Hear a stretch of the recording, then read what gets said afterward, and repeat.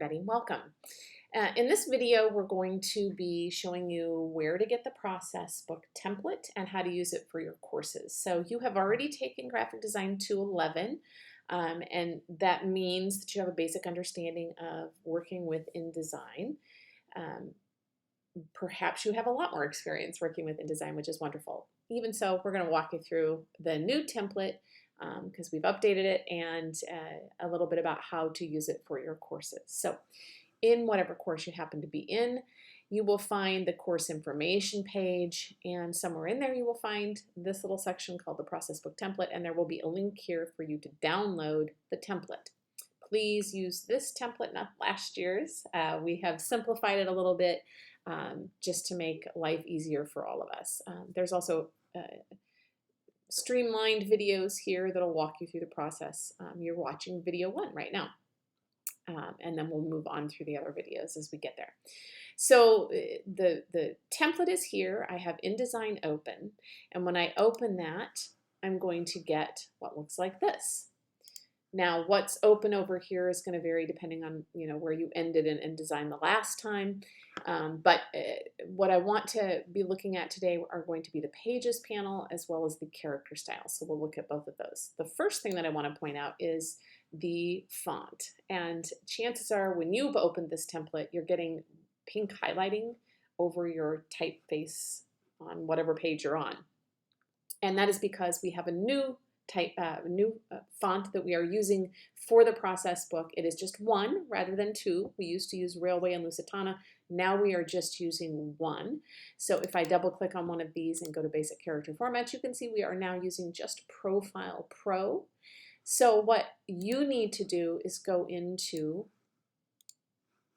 Adobe Fonts. This comes with your Adobe subscription, which you already have, and you're just going to look for Profile Pro. And when you do that, you can see there's a whole family here. I have all of them already activated. There's 14 in the typeface family. It's a super family, which makes our work easier. So if you just click the activate button, then when you open up InDesign again, that pink highlighting should go away. Now, we have preset character styles in here for you so that all of our type hierarchy stays the same regardless of whose process book it is. Please make sure that you're using these character styles, applying them as you work.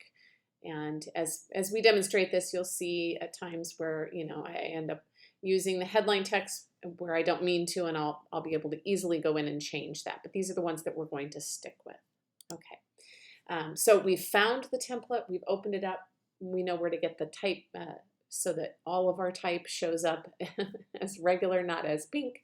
And now we can go ahead and get started looking at the pages. So if I open up the Pages palette, yours may look a little different. Yours may probably look something more like this.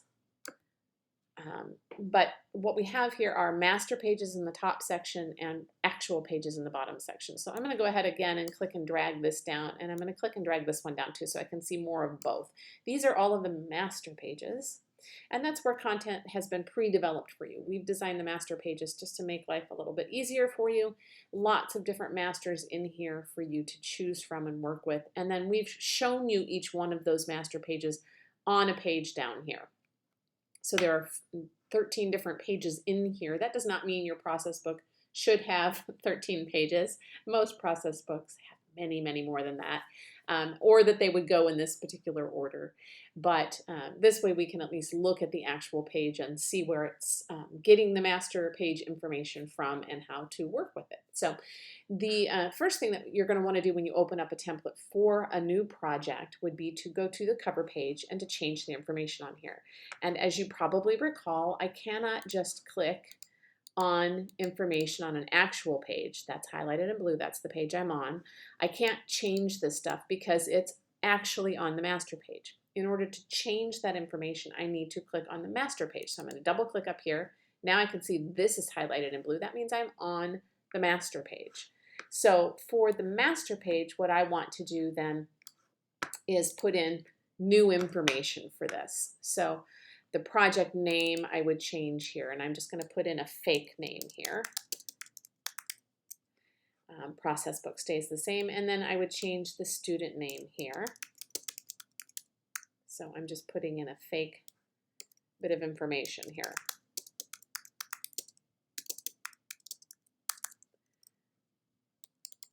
We'll give professor a name and put in a date of,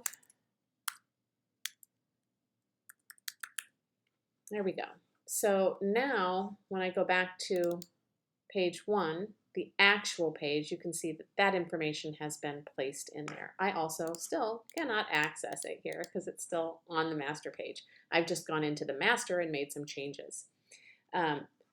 So that stuff on the cover page is something that you're going to want to change right off the bat. And then we'll be working on saving this.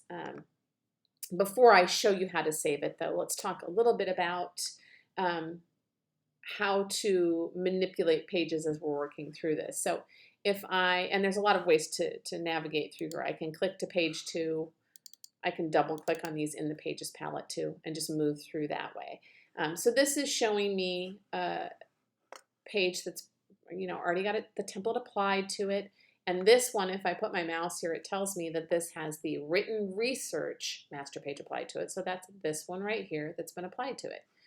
I can change that by clicking and dragging any one of these onto it. So if I want this to be visual research as opposed to written, all I have to do is click and drag to make that happen. I'm getting a double on this list search keywords there just because that's not on the master. But, easy enough to change what your master page is just by clicking and dragging. I can create new pages by clicking here.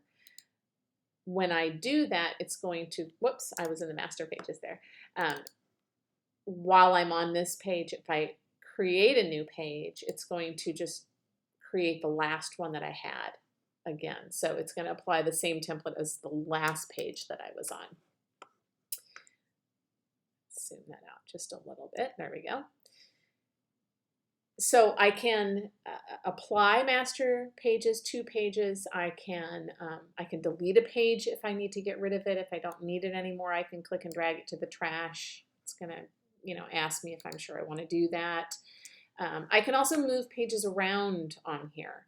So if I grab a hold of page 6 here and I want to move it up to page 3, I just click and drag, and when I see that line appear, I can let go. So now page 3 is now that concepts page that I had before. So I can move pages around, I can delete them, I can create new ones, and I can apply any master to any page that I want. So pretty simple way to move through this process without too much trouble. Now I am going to show you one more step that kind of leads us into written research a little bit. And that is just to set up the first page here with some additional information. And again, I'm going to pull this information from our fictional course, but you would be pulling it from your actual course. So I'm going to, on this very first page, right, not the cover page, but the first page of written research, I'm going to put in some stuff that you're going to find, and this is new. Each project in the project tabs in a course is now going to include, well, it's always included the project brief or the overview of that project, but it's also now going to include some initial search topics, and that should help you out. So I'm going to copy and paste that information from the course right into here. So, oops, I'm going to highlight that and paste in that information.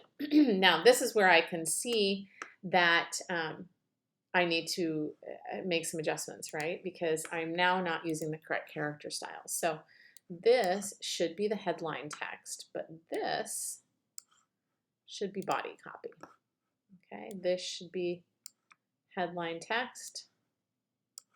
This should be body copy. I'm going to call that project brief instead of overview. Same thing here. This headline text is fine, but all of this I want to have as body copy. And it's a very simple process, as you can see. for me to make those changes. All I have to do is highlight that text and then click on the character style and it applies it to it. That way, if I go back and change something at a later date, it's not an issue. I can easily make adjustments to it.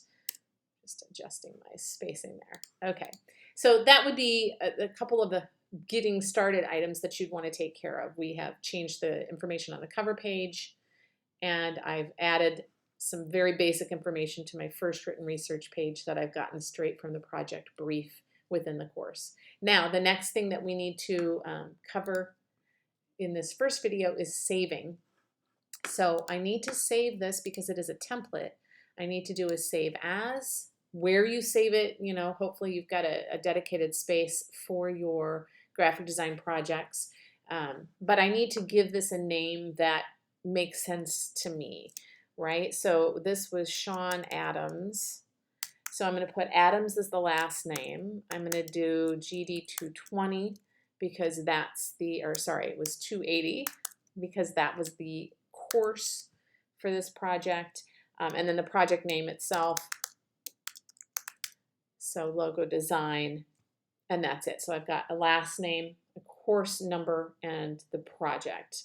And that way it's really simple, you know, process, a simple convention that you can use over and over again as you save things. So I'm going to go ahead and click save.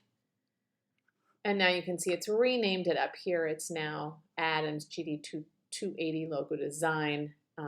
And you would do that with any of your process books. All right, we'll see you in the next video.